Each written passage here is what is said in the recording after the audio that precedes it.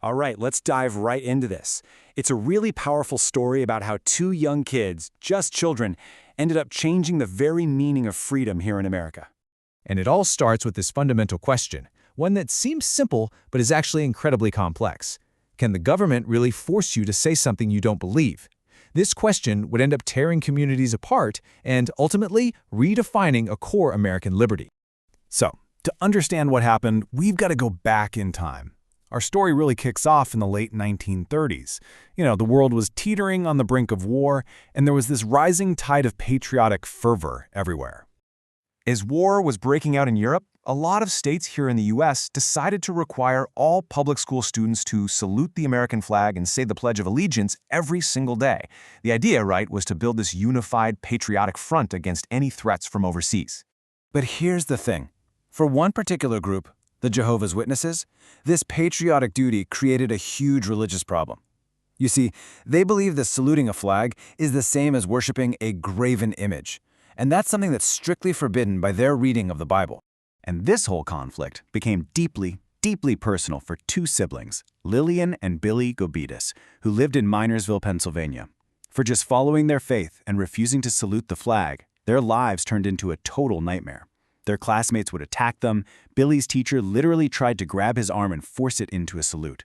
A local church even organized a boycott of their family's little store, and in the end, they were both expelled from school. Lillian later remembered that intense, daily cruelty.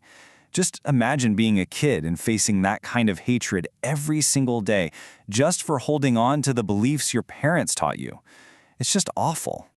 So facing all this persecution, the Gobetis family decided they had to fight back.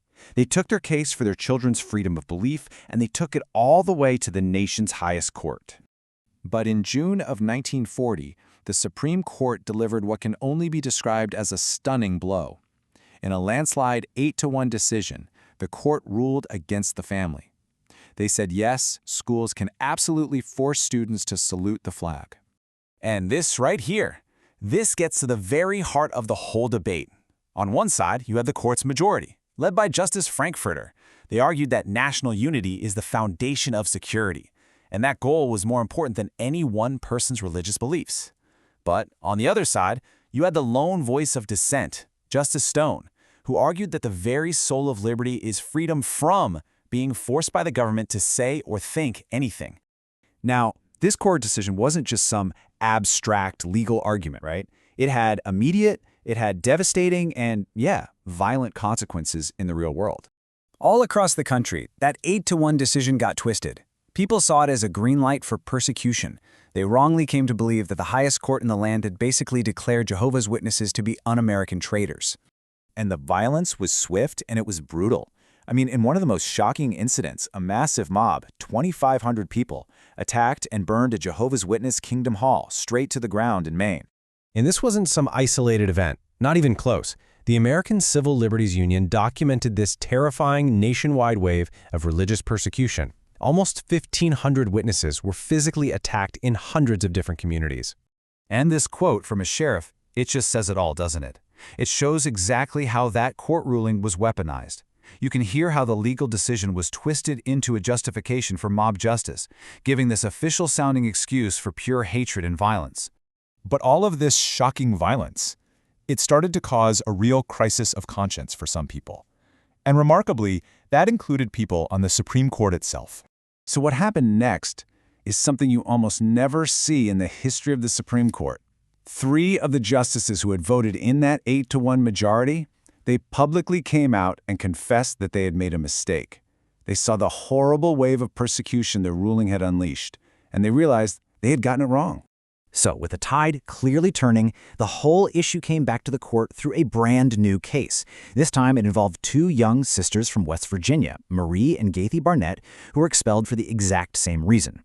Their family challenged the school, but this time a lower court actually sided with them, which paved the way for the Supreme Court to take a second look at its own decision. What's truly remarkable here is just how quickly everything turned around. Think about it. In just 3 short years, the entire legal landscape did a complete 180, going from a near unanimous decision for forced salutes to a majority that was ready for a dramatic change. And so, on Flag Day, June 14, 1943, right in the middle of World War II, the Supreme Court handed down one of the most important decisions on freedom in its entire history. In a dramatic 6-3 reversal, the court sided with the Barnett sisters. So you had the 3 justices who regretted their earlier vote, plus 2 new justices and the original lone dissenter, Justice Stone. Together, they established a brand new, powerful precedent for freedom of conscience. And the crucial point is captured in this absolutely soaring opinion written by Justice Robert H. Jackson. He declared that if there's any core, unshakable principle, a fixed star, as he put it, in American democracy, it's that no government official, no matter how powerful, can force you to declare a belief. You simply cannot be coerced into patriotism. And this decision, the Barnett decision, it was so much more than just a victory for Jehovah's Witnesses. It really became a landmark victory for the rights of every single American.